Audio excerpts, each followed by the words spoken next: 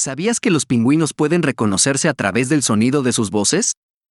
Aunque todos los pingüinos parecen iguales a simple vista, tienen una forma única de comunicarse entre ellos. Cada pingüino tiene su propio llamado vocal distintivo, como una especie de nombre individual. Estos llamados son únicos y permiten a los pingüinos identificarse entre sí dentro de grandes colonias, incluso cuando están rodeados de miles de compañeros. De esta manera, los pingüinos pueden encontrarse y reconocer a sus parejas, crías y amigos en medio del bullicio y la confusión de la colonia. Es asombroso cómo estos animales utilizan el sonido para mantener vínculos sociales y fortalecer su sentido de pertenencia en la comunidad.